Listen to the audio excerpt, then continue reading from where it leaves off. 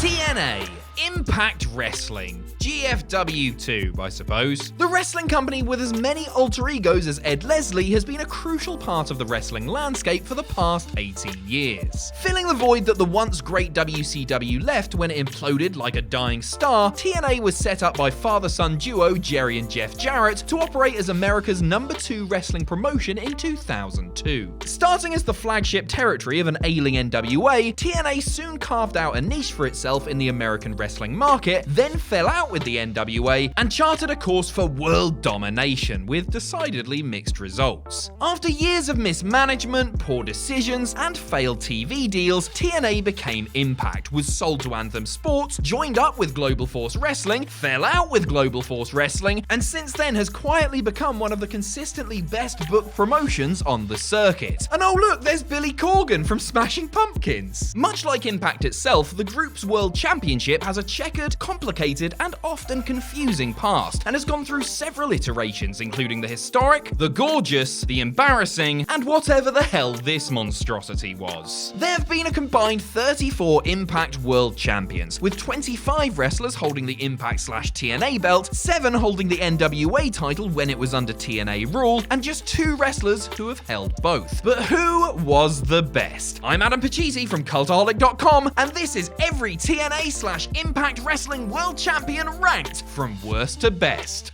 Join us. Number 34, Pentagon Jr. The man with zero fear came into Impact as part of a partnership with Lucha Underground in 2018, as most wrestling companies that weren't WWE thought, hey, maybe we should all kind of team up. After a few appearances at Impact vs Lucha Underground events, Pentagon Jr. was scheduled to make his official Impact debut against brother Ray Phoenix at Redemption 2018. But the two instead took on Impact World Champion Austin Aries in a triple threat for the gold, as #1 contender Alberto El Patron had been fired from the company. No surprises there. As you'd expect from wrestlers of such a high caliber, the match was very good and saw Pentagon picking up the win in his debut. The bout was a big success with fans and critics alike, and the title change gave Impact some much needed attention. And then, 2 days later, Aries won it back with a kick to the dick and a brainbuster. Easy come, easy go. Due to the way Impact tapes shows, Pentagon's title loss wasn't aired for a month, but the record books state that he had a 2-day reign. Still managed 2 successful defenses in that time though. Brock Lesnar, take note. Number 33, RHINO. After being fired from WWE for breaking a plant pot, no, really, RHINO made his way to TNA in 2005, hoping to regain the momentum he once had in ECW. Anticipation was high for the man-beast, and upon joining, he was thrust straight into the title picture with NWA champion Raven and plucky young upstart Jeff Jarrett. Cut to Bound for Glory 2005. After winning a bloody Monsters Ball match earlier in the night, RHINO went on to win a gauntlet that also featured Samoa Joe, Jeff Hardy, and AJ Styles, amongst others. His prize? An instant title match against NWA champ Jarrett with Tito Ortiz as referee. The match itself was prime overbooked TNA bollocks and saw run-ins from Gail Kim and America's Most Wanted before RHINO managed to overcome the odds, hit the gore, and get the 1, 2, 3. The audience exploded, partly because they were sick of Jarrett, but mainly because RHINO had put in one hell of a shift by pulling triple duty. Before RHINO could celebrate, he was battered by Jarrett & Co. and put in a coffin. But not before there were more run-ins from 3 Live Crew, Team Canada, the Dudleys, and Conan. Like we said, bollocks. And then RHINO lost the title 2 days later, back to Jeff Jarrett. Of course. Number 32, Tessa Blanchard. The controversial third-generation star made wrestling history by becoming the first woman to hold the Impact World title and is arguably the most high-profile female competitor to have gained a major promotion's top championship. After beating longtime pain-in-her-ass Sami Callihan for the belt, Blanchard had wrestling fans across the world talking about Impact and their first female world champion, for better and for worse. Blanchard made further history when she successfully defended the title against Taya Valkyrie, the first match in history between 2 women for a world championship. It's hard to know what to say about Blanchard's reign, really. On one hand, it was history-making and drew eyes to Impact, but on the other, it was severely disrupted by the COVID-19 crisis, with Blanchard herself absent from Impact television for the majority of lockdown. Not the pay-per-view, the actual lockdown. In Tessa's absence, Moose declared himself TNA World Heavyweight Champion, bringing the classic title belt out of storage and defending it on Impact TV. But before we could get an undisputed championship match, Blanchard was stripped of the Impact title and fired, allegedly for being uncooperative and refusing to send in promos while away from the company. Number 31, Mick Foley. We all love Mick Foley, apart from Ric Flair, but even the hardcore legend himself would have to admit that he was way past his prime in 2009. Perfect time to have a TNA World title run then! With his sights set on TNA champion Sting, Foley took on the Icon in a 6 sides of steel match at Lockdown 2009. The match was given the big fight feel, with the accolades and legacies of both competitors hyped up beyond compare, only for it to result in a predictably slow and plodding title match. Foley won by launching himself off the side of the cage into the mats below for the victory and the title. Don't get us wrong, Sting vs Cactus Jack was great. 17 years earlier in WCW. Both men are certified legends in the wrestling world, but this match crystallized TNA's main event scene at the time, old lads scrapping for that last bit of glory. Somehow, Foley managed to hold the title for 2 months, defending it only once, before losing the strap at Slammiversary 2009 in the conceptual nightmare that is the King of the Mountain match. Have a nice day. Number 30, Alberto El Patron. It's weird looking back and remembering that at one point people were legitimately excited by Alberto El Patron. The former WWE champion was a solid in-ring performer, and when he made his way to Impact in 2017, many saw it as a good signing for a company back on the up. Patron caused a buzz when he debuted unannounced on Impact, defeating world champion Bobby Lashley via shenanigans on his first night with the company, but relinquished the title straight away because he's such a nice guy. Undeterred, Patron soon beat Magnus for the GFW Global Championship and decided to have another crack at Big Bob in a title unification match at Slammiversary 15. After a decent back and forth, Man of the People Patron got the win with his contrived corner stomp thingy and celebrated in the ring with his dad and brother as the new GFW World Heavyweight Champion. A champion of valor and honor, Patron held the title for 43 days, then was promptly stripped of it and suspended due to domestic abuse allegations in August 2017. As for the GFW World title, it was renamed the Impact Global Championship in September 2017, the name change lasting a fraction longer than Alberto's reign. Number 29, Ken Shamrock. In 2002, NWA champion Dan the Beast 7 was scheduled to defend his title at the inaugural TNA pay-per-view, but failed to do so and was stripped of the 10 pounds of gold by what we assume was the most fearless employee in NWA history. Still, the fledgling TNA needed a champion to carry their promotion, and so set up a gauntlet for the gold for the title, aka a battle royal where the last 2 remaining competitors have a regular match to decide the winner. The final 2 were Malice, an unrecognizable The Wall from WCW, and Ken Shamrock, the angry as a wasp's ass former WWE and UFC superstar. Shamrock hit the belly to belly, got the win and the title, and TNA had its first world champion. Many fans during the Attitude Era cried out for Shamrock to have a run with the WWE title to no avail. Now the NWA champion, Shamrock was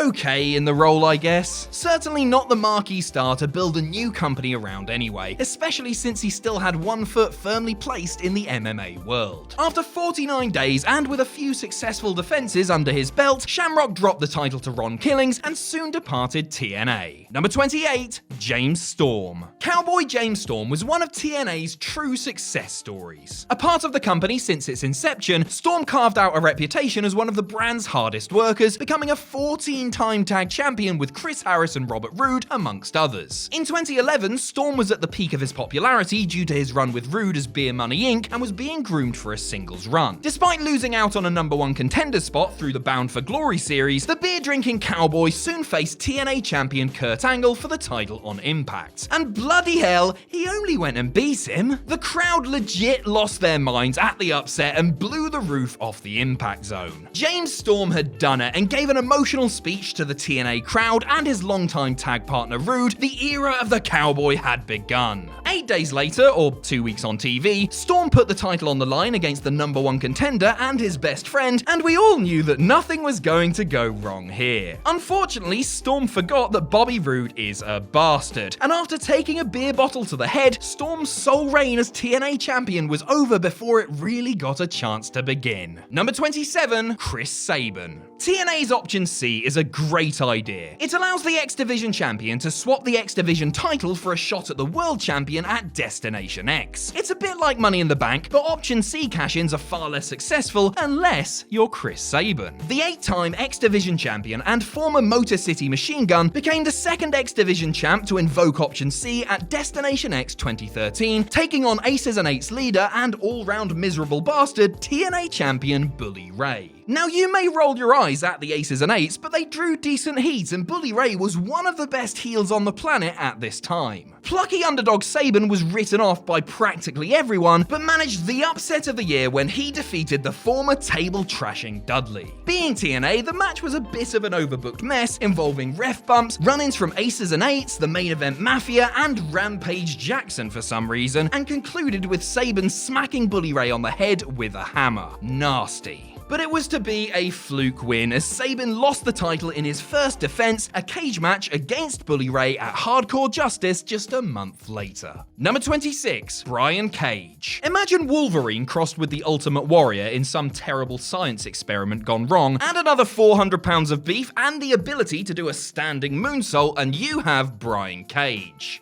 I mean, just look at him. The man is legitimately terrifying. Surely you would keep him in your good books. Well, apparently Johnny Impact Mundo Morrison is more courageous than you and I. The Impact champion decided to prod the bear and had his wife Taya Valkyrie punch Cage right in his plums. Not a smart move, as Cage soon beat Johnny for the title at Rebellion in April 2019. However, during the course of the match, Cage injured his back after taking a Spanish fly on the floor. This injury would cause the Machine to spend a little while on the shelf, and as a result, Cage spent the majority of his reign out of action. He did manage a successful defense against Michael Elgin though, but unfortunately that was about it, and bulky Brian lost the title to Sami Callihan after 180 days as champ. Now part of the AEW roster after making a recovery, let's hope he can stay fit and become the monster he was clearly born to be. Number 25, Abyss. Part Kane, part Mankind, part Man-Bear-Pig, Abyss was TNA's resident mental monster-in-chief for the best part of 17 years. Surprising then that he only had one run as TNA champion. Abyss defeated AJ Styles to become #1 contender to Sting's NWA title and took on the Icon at Genesis 2006 in a fun hardcore brawl that saw Sting take a thumbtack bump at 47 years old. Fair play to the old goth. Despite there being thumbtacks, table bumps, and a crash off the stage, Abyss won the match by DQ because Sting knocked the ref down, and TNA rules stated titles could change by DQ. A truly lame and nonsensical way to crown your unstoppable monster. Abyss went on to defend the title against Sting and Christian Cage at Turning Point, but lost the belt in an elimination 3-way against the same men at Final Resolution, being eliminated first. A wet fart of a reign, really. Much like Kane in WWE, Abyss is best when kept away from the title scene, as the amount of mad storyline bollocks surrounding the character doesn't need title runs to keep it interesting. In fact, as soon as Abyss dropped the title, Sting revealed that Abyss shot his own dad. Now that's more like it. Number 24, Eric Young. Few in TNA deserved their run as world champ as much as Eric Young. At the time of winning the title, Showtime had been with the company for a decade and turned every angle he had into gold. Team Canada, Super Eric, and the amazing paranoid Don't Fire Eric runs all spring to mind. Despite being primarily a comedy character and having to endure some properly crap storylines, Young was believable in the ring, and his combo of in-ring talent and likable personality made him a hit with the TNA audience. After being stripped of the Knockouts tag titles because he was a bloke, yes, really, Eric soon found himself winning a #1 Contenders Battle Royal on Impact and defeated TNA champ Magnus for the strap on the same night. TNA love doing that, okay? And fair play to TNA, they actually gave EY a decent run, with wins over Abyss, Robert Roode, Bobby Lashley, and Austin Aries, a far cry from the Eric Young who literally stole a title belt from a bin. The major downside to Young's reign is that it came at the same time as Daniel Bryan's WrestleMania 30 triumph, with many wrestling fans rolling their eyes at the similarities in the stories and what was perceived as being TNA's desperate grab for relevance. Poor Eric deserved better.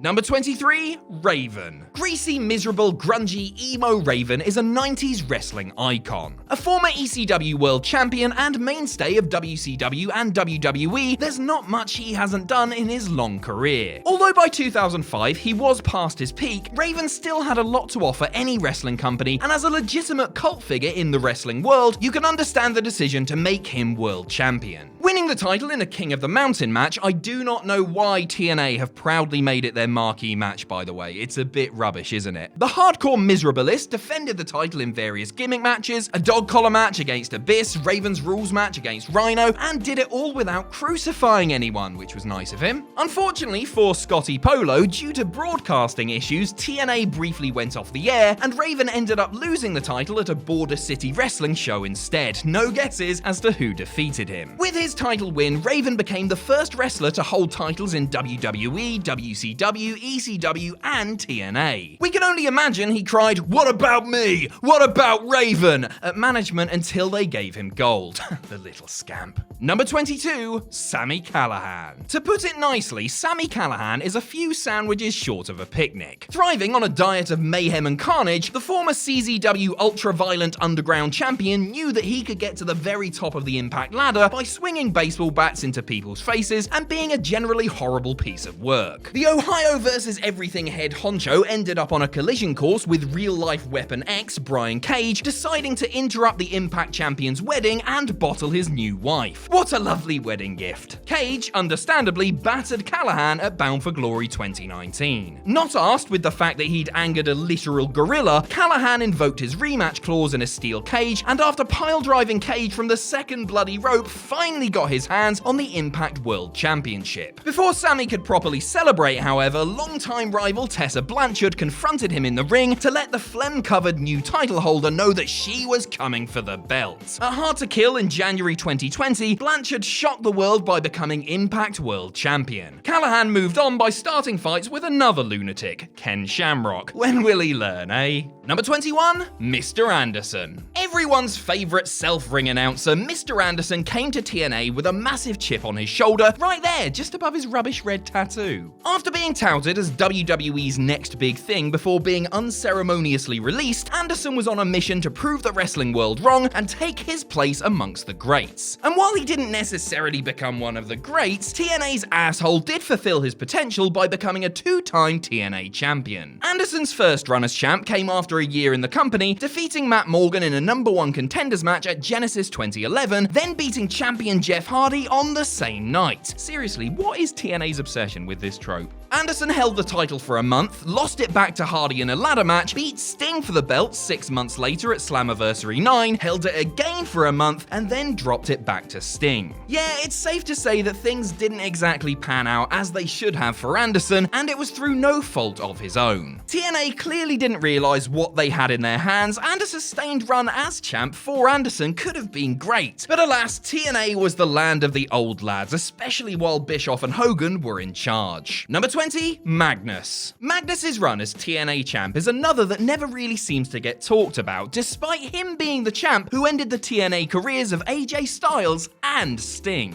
The future saviour of the NWA was in TNA for 5 years, putting on really decent matches as part of the British invasion, and later as a miscast member of the Main Event Mafia. But to be fair, it was as a member of the MEM that Magnus started to truly feel like a main eventer, and after the group quietly disbanded, Magnus defeated former running mates Samoa Joe and Kurt Angle to set up a match with Jeff Hardy for the vacant TNA title. Not just any match though, a Dixieland match. Wait, what? A Dixieland match? Yes, in truly overly complicated TNA fashion, 2 wrestlers have to compete inside a steel cage, escape, then climb a ladder on the entranceway to retrieve the title belt. Naturally. Magnus won, turned heel, aligned with Dixie Carter, and became TNA's top jerk. In reality, Dixie saw Magnus as the future of the company and set about this monster push, but not every TNA fan was convinced. Regardless, Magnus soon beat AJ Styles and sent him to New Japan, beat Sting and sent him to WWE, and beat Samoa Joe and sent him back to the X Division. Not too bad for an ex-gladiator, eh? Number 19, Rob Van Dam. The whole flippin' show made his way to TNA at the grand age of 40, debuting on the first ill-fated Monday Night Impact in March 2010. Although the former WWE and ECW champion was not the performer he once was, he still had something to prove thanks to the controversial nature of his previous world title losses. After just 1 month with TNA, Van Dam defeated Jeff Hardy on Impact to become #1 contender and fought AJ Styles for the title, you guessed it, later in the show. The phenomenal one lost lost to the high as a kite one, and RVD kicked off his 113-day reign in style. Okay, so it had been about 14 years since he'd added anything new to his in-ring arsenal, but fans still loved RVD, and his reign as TNA champ was pretty good. Until TNA decided they had to have an ECW nostalgia run. After the most important man in TNA history, Hulk Hogan, gave the ex-ECW lads a big show of respect, Fortune and Abyss showed up to beat the hardcore legends to a bloody pulp. RVD was left in an almost comical pool of blood and had to vacate the title due to his injuries, aka his contracted dates were running down. A damp squib of an ending for Mr. Monday Night's title run. Number 18, Drew Galloway. Big Claymore throwing Scottish man mountain Drew Galloway may not be the first name you think of when you think of Impact World Champions, but his time with the Gold could prove one of the most impactful for the industry. Impactful. See what I did there?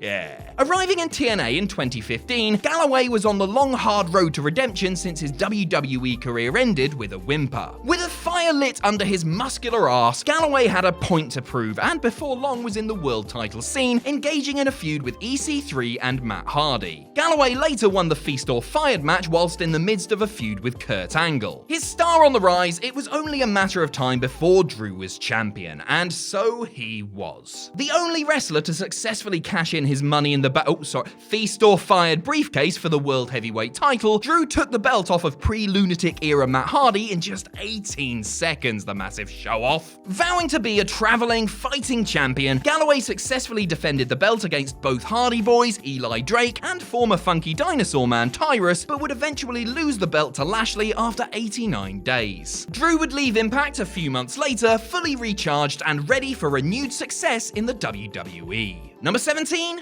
Ron Killings. Long before his days of obsessingly holding the 24/7 title and Little Jimmy and all that, R-Truth, or Ron the Truth Killings if you want to be all proper, was a two-time NWA champion in TNA. We love R-Truth here at Cultaholic, but him as NWA champion will always be shocking. Almost as shocking as the pictures of him with Tupac Shakur and Eazy-E. How does this man not age? The first and to date only African-American to hold the NWA title, Killings was the second man to hold the belt in TNA, defeating Shamrock for it in 2002. This was no comedy stint in TNA though. Killings was angry and pissed off that he'd been held down because of the color of his skin, which in historically whiter than peanut butter jelly sandwiches and milk Nashville made Truth a massive heel. And he was great in the role, managing to beat up-and-comers and legends alike such as Scott Hall, Loki, and Kurt Hennig amongst others. And then Jeff Jarrett and Vince Russo came along, walloped Truth with a guitar, and took the championship, ending the reign after 105 days. Truth had a second reign in 2004, but it was hardly noteworthy, lasting just 14 days. Jarrett won it back from him then, too. Number 16, Johnny Impact. The only man to have more names than Impact Wrestling itself, Johnny Impact was the single longest reigning Impact champion for 6 years, holding the belt for 196 days from October 2018. Johnny defeated Austin Aries for the title in a great match at Bound for Glory, the two wrestlers beating the hell out of one another, having worked themselves into a shoot on Twitter.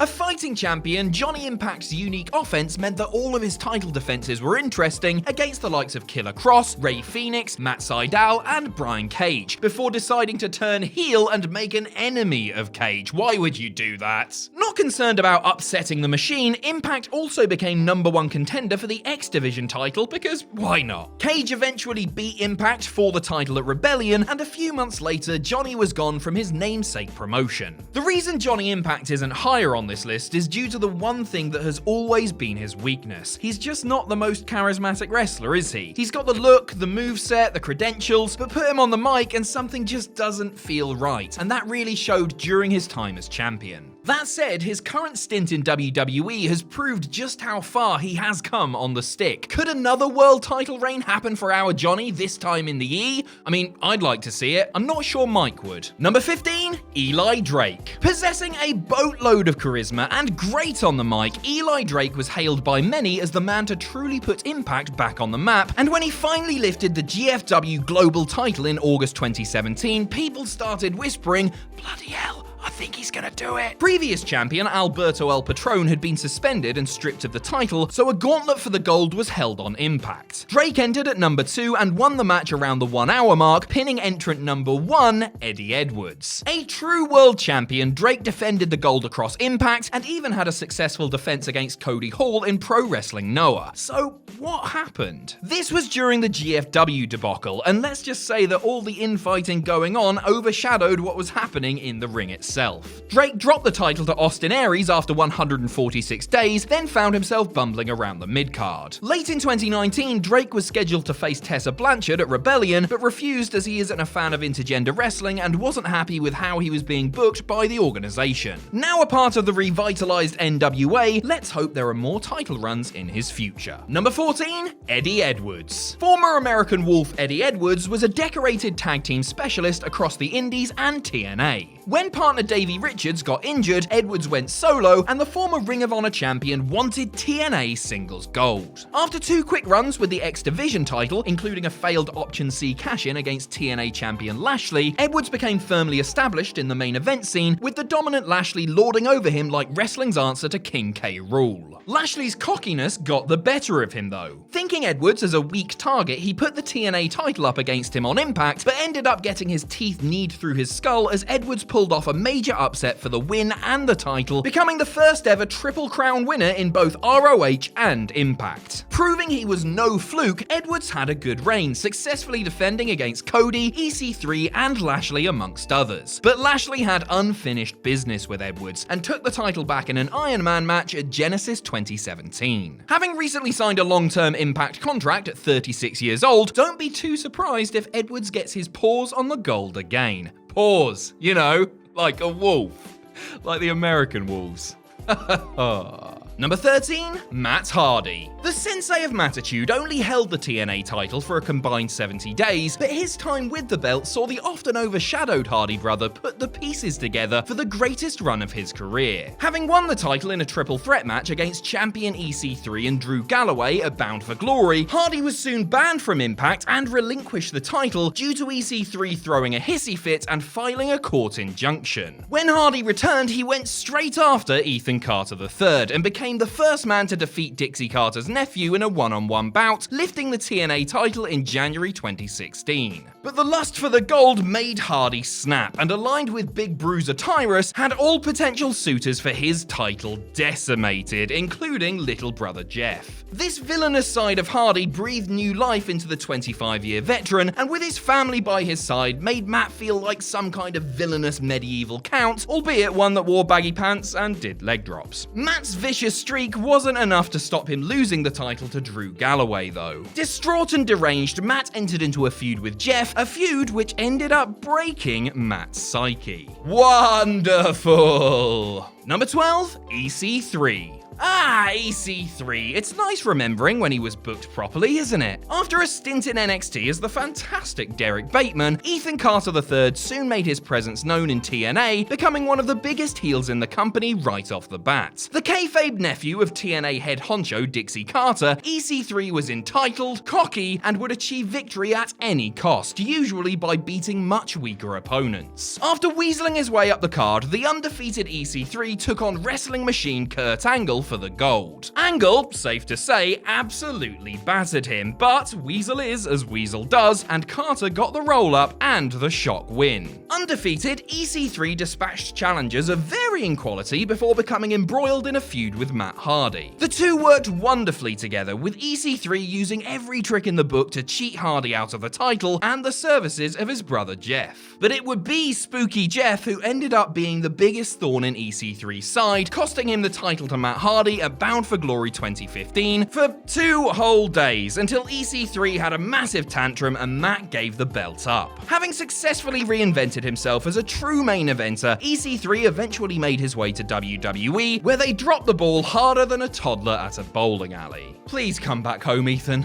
Number 11, Jeff Hardy. The Curious Case of Jeff Hardy in TNA is a series of events as controversial and complex as the charismatic enigma himself. After a 2-year stint with the company between 2004 and 2006, Hardy found himself back in TNA in 2010, fresh off a main event run in WWE. He continued where he left off, and by October was TNA World Heavyweight Champion. As part of the villainous Immortal stable with Abyss and young up-and-comers Hulk Hogan, Eric Bischoff, and Jeff Jarrett, Hardy properly flexed his heel muscles and unveiled the abysmal Immortal title. I mean, look at it. Terrible. He did defend it against Tetsuya Naito at Wrestle Kingdom 5 though, which seems hard to believe in hindsight. Hardy ended up in a merry-go-round for the title with Mr. Anderson and Sting, the three trading wins with each other for the first half of 2011, including the infamous Victory Road match between Hardy and Sting. The Rainbow-haired Warrior's substance abuse issues had gotten the better of him, and seeing he was unable to perform, a decision was made in ring for Sting to shoot-pin Jeff and leave the ring to a chorus of boos. Jeff was subsequently sent to rehab. Refreshed, reinvigorated, and clean, Jeff returned to TNA in late 2011, asking the fans for one more chance. And when Jeff won the title for the third time in October 2012, TNA fans across the world rejoiced, and his road to redemption was complete, leading to arguably his best run with the company. Number 10, Bully Ray. The transformation of Bubba Brother Ray Dudley into the vicious, brutal Bully Ray was one of TNA's master strokes, turning a tag specialist who most of us have written off as a single star into arguably the most effective heel in the business. What's crazy is that Bully Ray started his solo heel run aged 40, following on from an in-ring retirement angle with Devon, but a run-in with those pesky Aces and Eights lads turned Bully face, until he beat Jeff Hardy for the title in a cage and was revealed as Aces and Eights leader. We can all agree that Aces and Eights weren't always tremendous, but Bully Ray's work at this time was phenomenal. Tapping into the raw, no F's given attitude of ECW era Bubba Ray, Bully was a heat magnet and turned Aces and Eights into a half-decent main event stable of outlaws, and somehow made Hulk Hogan sympathetic. As champion, Bully ran roughshod over TNA, smacking any poor sod who got in his way with a hammer like a deranged biker Thor. Somehow, Chris Sabin of all people managed to get the title off of Bully, but the bruiser from New York soon took it back before eventually dropping it to the phenomenal one, AJ Styles. Quite simply, Bully Ray was brilliant. It didn't feel cheesy or forced, and when the Dudleys made their way back to WWE, most of us clamored to see Bully Ray doing what he does best, which is to get under people's skin. Number 9, Austin Aries. The greatest man that ever lived was a breath of fresh air for TNA when he turned up in 2011, completely erasing the stink of his first run in the company in 2005. Rest in peace, Austin Starr, we hardly knew ye. Cocky, arrogant, great in the ring, the TNA audience loved Aries, and when in 2012 he became the first X Division champ to enact Option C and defeat Bobby Roode for the world title, the roof blew off the Impact Zone. A-Double represented the best of TNA, reminding people of how exciting and brilliant the promotion, well, okay, the X Division was during its glory years. By making Aries champion, TNA could once again say, we have some of the best wrestling on the planet, just look at our champion. Stints in and out of the company became the norm, including a bungled WWE run, and when Aries came back for Impact Round 3 in 2018, he instantly took the title off of Eli Drake, as well as several others from promotions all around the world. His feud with Johnny Impact in 2018 was genuinely great stuff, and the often prickly Aries made things personal when criticizing Taya Valkyrie, Johnny Impact's wife's weight on Twitter. Aries and Impact, as you can well imagine, battered each other, but when Johnny got the win, Aries no-sold the finisher and walked away swearing his head off, and was soon gone from the company. Like I said,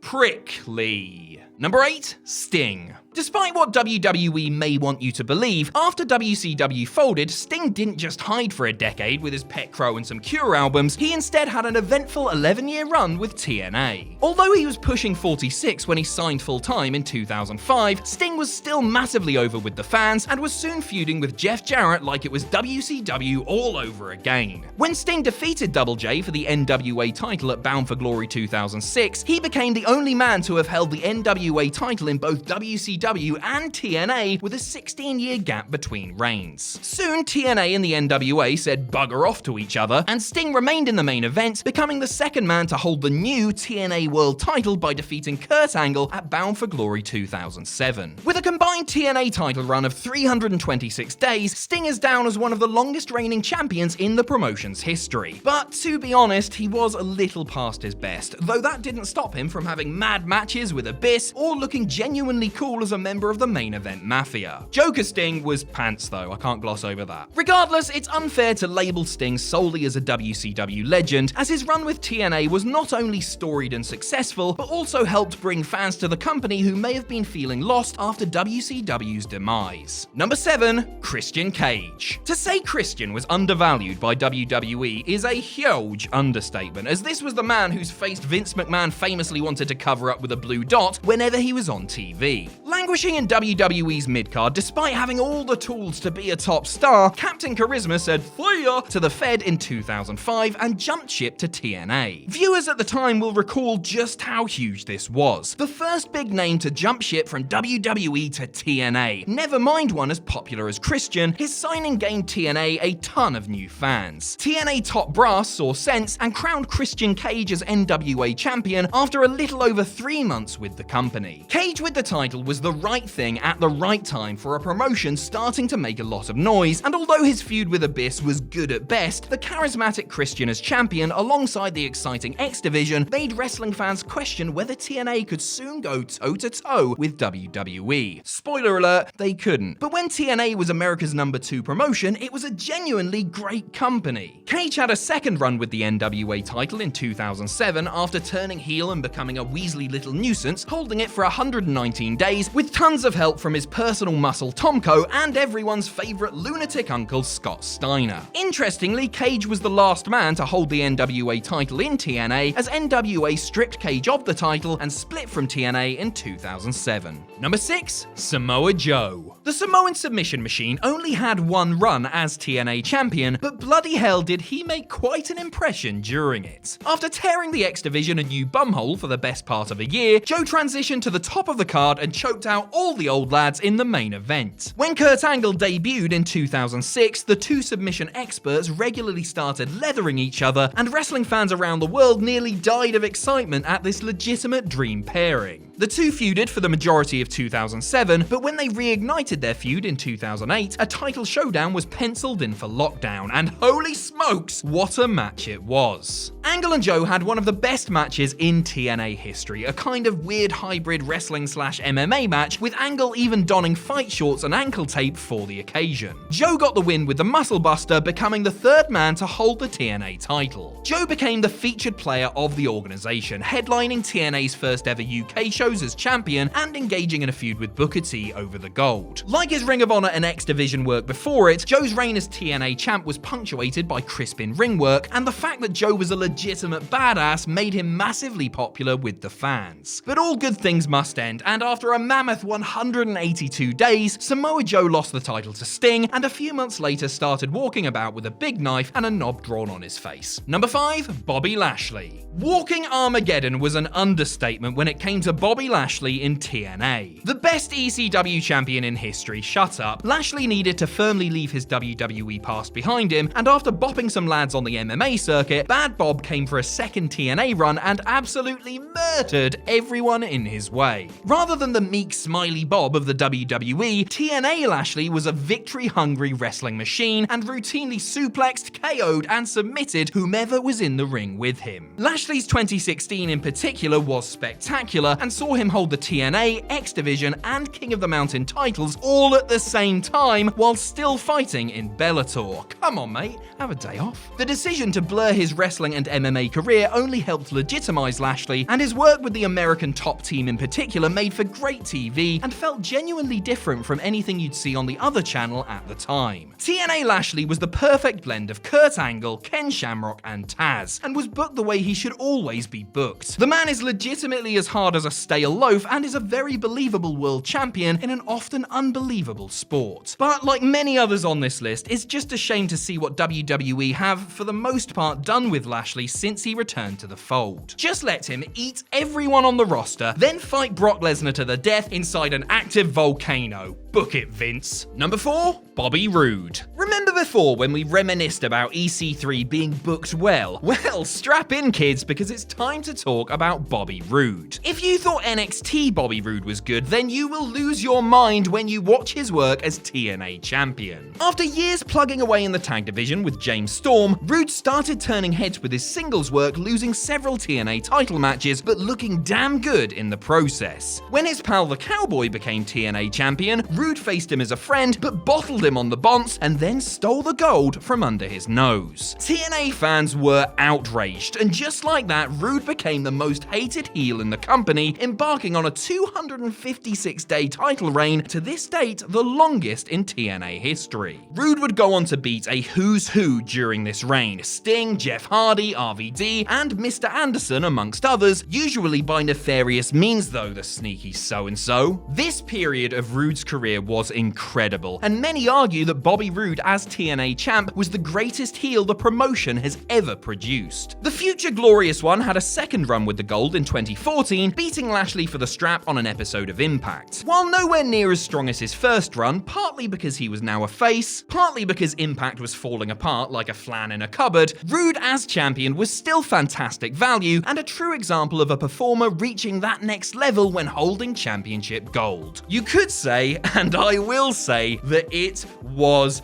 gladly received television. Number 3, Jeff Jarrett. Wrestling's Mr. Marmite, Jeff Jarrett is a divisive figure to say the least. To his fans, he is the last bastion of proper old school wrestling. To his detractors, he is an average overpushed competitor who never drew a dime. But nobody, not one person, can argue his contributions to the business. The co-founder of TNA and whatever the hell Global Force Wrestling is, JEFF is a 6-time NWA World Champion, holding the belt for a combined 1,005 days in just under 4 years. Yes, his tyrannical grip on the belt, plus the fact that he owned the company, made a lot of fans resentful towards Jarrett and made Triple H's concurrent reign of terror look like Finn Balor's Universal title reign by comparison. But the best thing for any new company is stability, and there was no chance Jarrett was going to abandon his baby and jump ship, so putting the title on him did make sense. That said, having the 3rd most reigns and 8th longest total reign in NWA history is probably taking the mickey just a little bit. Jarrett with the gold made for a great heel, and there's no denying it. Audiences clamored to see him get his goofy little silver ass booted in, but were usually left wanting when that darn guitar would prove the difference maker time and time and time again. And let's be fair to the chosen one, after dropping the NWA title to Sting in 2006, aged 41, he never had another World Championship reign in TNA. Number 2, Kurt Angle. With 6 title reigns clocking in at a combined 608 days, Kurt Angle is the all-time leading TNA World Champion. Although a bona fide WWE legend, the majority of Angle's career was spent in TNA, his signing in 2006 still the biggest get in company history. If the signing of Christian was a statement, then the signing of Angle was a serious declaration of intent. Arguably the greatest in-ring competitor of all time, Angle soon went about dismantling everyone in his way before he became the inaugural TNA World Champion after the NWA left town. Not content with just the TNA World title, Angle also held the IWGP Heavyweight title at the same time. Sort of. It was a weird time in wrestling, to be honest, but still, just look at that big, decorated cyborg. Angle as champion gave TNA that proper big-time aura. Despite ongoing health and substance issues, Angle wasn't a washed-up old lad clinging to relevancy. He still had a point to prove and competed at the highest level for the best part of a decade. And most importantly, he helped make stars. We've already talked about the absolute classic with Samoa Joe, but there were significant feuds with AJ Styles, Bobby Roode, James Storm, EC3, and Lashley, with Angle not afraid to do the job and put his opponents over when necessary. Kurt Angle gave his all for TNA even when it wasn't needed, and at times to the detriment of his own health and well-being. He did more than most to put the fledgling company on the map and will forever be considered a true legend of the promotion. Number 1. AJ Styles. The phenomenal AJ Styles is TNA's greatest success story. Joining the company at its inception, Styles soon became a must-watch wrestler, with internet chat rooms and dirt sheets alike in awe at his once-in-a-generation talent. A two-time TNA champion and two-time NWA World Champion, Styles is one of just 2 men along with Sting to have held both titles in TNA, capturing his first world title aged just 26 in 2003. While at times overlooked in favor of more established names, Styles made it his duty to be absolutely unmissable, regularly putting on match of the night contenders, whether it be in the main event, the X Division, or the Tag Division. As world champ, he served as a genuine alternative to WWE, his mixture of unbelievable athletics and technical mastery earning him fans and admirers across the globe. Okay, so some of the storylines he was involved with weren't exactly great, New Nature Boy springs to mind, but Styles made chicken salad out of chicken poo whenever he needed to. In spite of all the mismanagement and backstage nonsense that has plagued TNA Impact for well over 15 years now, the company's biggest mistake was not giving AJ Styles more time as world champion. They should have pulled out all the stops to make him the bona fide featured player, but wishy-washy booking and insulting contract negotiations saw Styles walk away after 12 years with the company. AJ never looked back and became the first man to hold NWA, TNA, IWGP, and WWE Gold, while Impact licked their wounds and sought to replace a truly irreplaceable talent and their greatest champion ever.